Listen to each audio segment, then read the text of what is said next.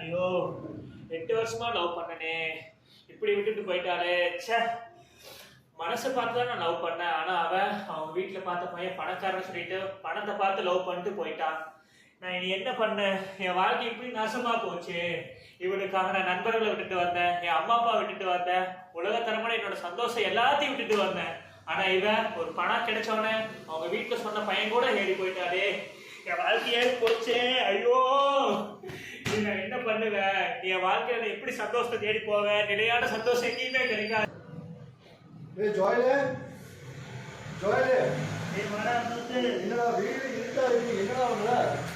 வாழ்க்கையே இருக்கா போச்சு.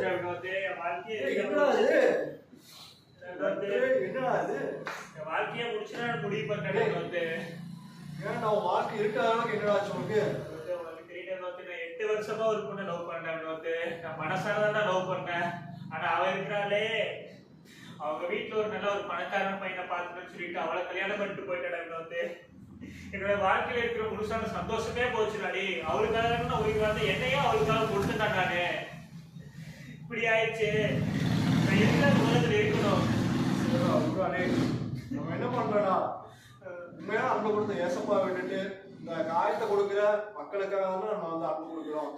உண்மையான ஏசப்பா நேசிதான். எதை இழந்தையோ அதெல்லாம் ஏசப்பா நிச்சயமா. எத்தனை போர்க்களம் வாழ்க்கையில் சந்தித்தேன், அத்தனை தோல்விகள் தாண்டியும் வென்றிட்டு பேதையாய் இயேசுவை